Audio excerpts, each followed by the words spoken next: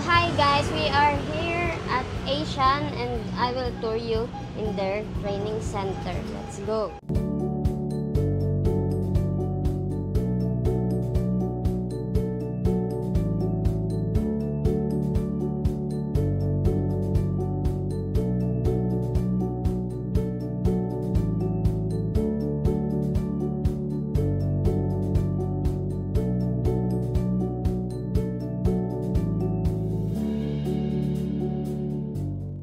This is yung sa pang mobile phone and handheld and visual graphics. Para sa silang NC3. Then bookkeeping, level 3 na rin siya.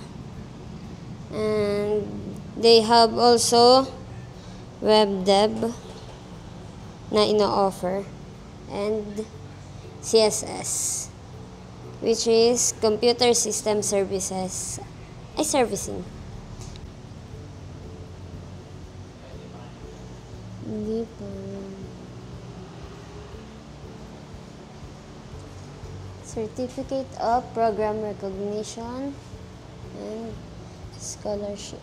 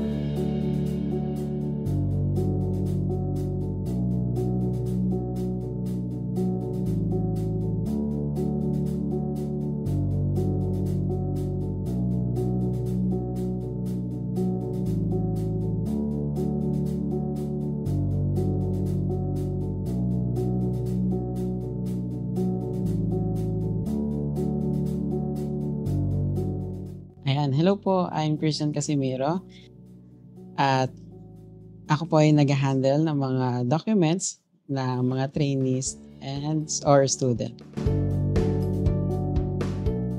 Sa mga gustong mag-apply, nagbibigay po kami ng link sa FB page para po yun po ang i-click nila at kapag nakapag-register na sila doon, tatawagan namin sila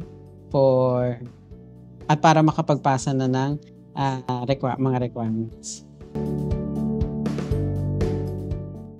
Okay.